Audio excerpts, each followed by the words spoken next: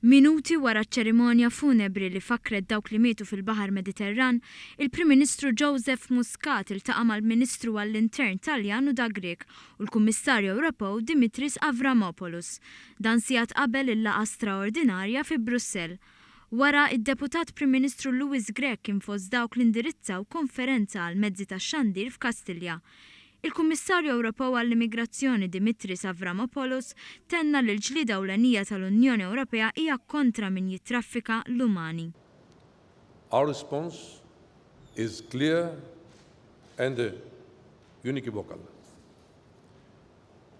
Europe is declaring war on smugglers, and Europe is united in this effort.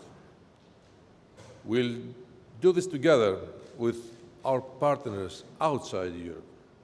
We will work together because smuggling is not a European problem, it is a global one. Semma l-laqat li qed ikollu ma' pajjiżi oħra fosthom it-Tunezija u l-Marok, dan biex din il-kwistjoni tkun trattata fuq livell globali.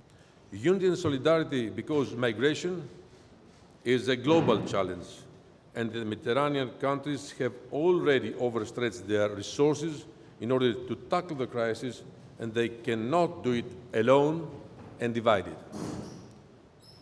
And then prevention, because we will not stand idle, waiting boat after boat, criminals to exploit human desperation, put lives at risk, and violate human rights. Avramopolous tkellem fuq il-pjan ta' xar punti li dwaru pajjiżi membri jridu jiddeċiedu, fosthom dwar miżuri finanzjarji, għajnuna umana u materjali.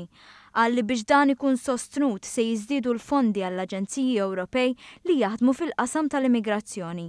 Tenna li l-pjan Ewropew irid ikun sostenibbli u jrid jitratta l-isfidi tas-sigurtà fil-Mediterran.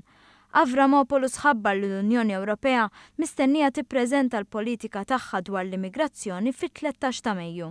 Huwa rringrazzja l-isforzi li jagħmel il-Gvern Malti quddiem din l-isfida.